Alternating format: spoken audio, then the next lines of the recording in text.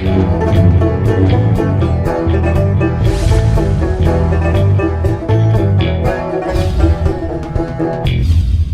I'm the DeadwoodJedi, and today we're going to take a look at Watcher of Realms, the new immersive tactical RPG game, kind of a tower defense really game that's going on with a Gatcha element into it. It's very cool. I think you're going to enjoy it. I definitely enjoyed trying it out and playing it, and so we're going to take a look at that today. Look at a little bit of gameplay, a little bit of how it works, and maybe that'll offer you guys a decision on whether it's something that you want to try. So definitely something I would recommend. But in any case, we're going to have links in the pinned comment description of this video so that if it is something that you want to give a shot or take a look at, you can do so right away. In any case, though, we're going to jump in right now and kind of take a quick look at the game itself. Watcher of Realms is basically a tower defense gacha styled game, right? Where you're going to collect a bunch of heroes, arrange them on the board, and use all your tactical wit to be able to defeat the enemy. But it's also very immersive with a very interesting storyline. It's got these cool and very unique different game modes, and on top of that, it's got a really in-depth RPG elements as well, where you're ranking and leveling up your heroes, promoting them, doing all this fun stuff with those guys. But the best part about this game, I think, or at least one of the best parts, one of my favorite parts, is much like Raid, it has amazing graphics to it. So does Watcher of Realms. It's got, where a lot of the games in this kind of genre are kind of, either anime or, cartoony. This one has very 3D realistic styled graphics with really high details. So definitely something that I think a lot of you are going to be able to get into. They use motion capture technology and facial capture technology. So all the movements and reactions of all your heroes that you're collecting seem very realistic and really helps pull you into the game, makes it a lot more immersive. So there's just like a lot of exquisite detail going into the graphics part of it, right? It's all CG, 360 degrees, full renderings of these heroes and these bosses and enemies that you're going to be facing.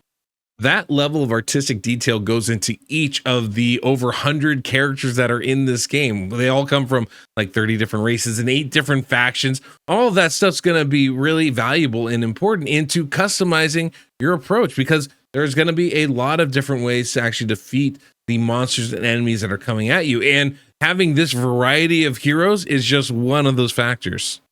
So one of the things that I think separates Watcher of Realms from a lot of other games of this style is, while a lot of games can become exercises and orders of operations, Watcher of Realms has a lot of history and lore built into the game. Every champion, every faction has a plethora of information about them that helps you immerse yourself into this world of Tia. But of course, you can't just live in the world, you have to succeed within it. And so you're going to need to build up your camp and unlock the different aspects of it. Collect as many of these powerful heroes and champions as you can and manage their growth, and maybe even unlocking really powerful faction lords themselves. But all of this is in the name of taming chaos and hopefully defeating the evil ancient gods that are terrorizing the land.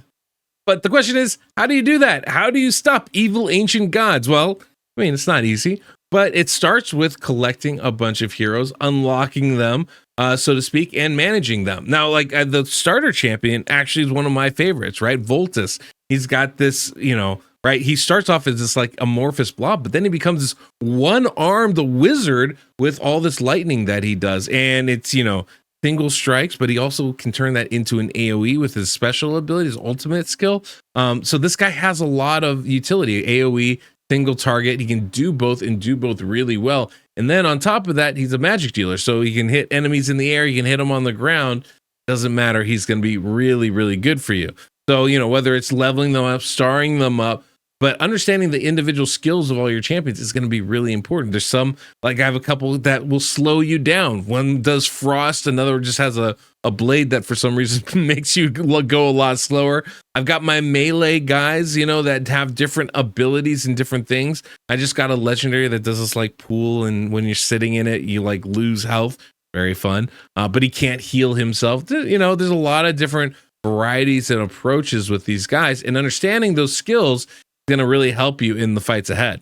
But you can't just bring in your strongest champions. You also have to figure out the synergy that goes along with them on your team. Sometimes you need to really highlight those faction bonuses you get from bringing in members of the same faction. That's one of the ways that your faction lords can be even more powerful. Or maybe it is you're just trying to bring in as much firepower as possible, or you need your healers, or it's all a melee fight. Whatever it is, you need to really synergize your approach to get the best results. Deciding when to unleash your ultimate skills, the position of your troops, the composition of your team are just some of the tactical decisions that you need to make in order to defeat your foes. And not all battles are the same. Depending on what you're attacking and where you're at, there's a variety of different game modes here to play, and each one has a unique strategy to it. So whether you're fighting against dauntingly menacing bosses on each level as you advance in the dungeon and campaign, of course for rich rewards when you defeat them, or whether you're getting together with your guild partners to challenge the epic dragon and rush to the top of the guild rankings, or whether you're fighting in PvP or just trying to get a little bit more XP while defeating every goblin you can along the way. There's a variety of game modes to play here, and it offers a variety of different challenges with each one. Because every stage is, of course, a different challenge, whether it's different enemies, whether they're flying or based on the ground, or maybe they're attacking your guys incessantly, or depending on the map itself, which is going to really determine where you can place your troops, what kind of troops you're going to be able to bring in, and what is going to be needed to secure victory for each fight. All those things have a major impact. So strategy, variety, both of those are heavily present in Watch of Realms. And so to celebrate the start of this game, Watch of Realms is running a team competition event. There is a link down below in the pinned comment description. So if you want to get information on the link or just go straight to it, you can definitely click on that. But you're going to have the opportunity to win iPhones, Xboxes, Switches, and a ton of in-game rewards as well. So pick your winner, and hopefully you'll be right and you'll get a bunch of cool stuff. So if you're interested in playing Watcher of Realms, definitely check out the link that I have down below in the pinned comment description of this video. We have that event link as well if you want to win some cool stuff. The graphics are on par with games like Raid that we play, and the gameplay is really fun too. So definitely recommend checking it out. Hit those links down below. Until next we meet on the Deadwood Jedi.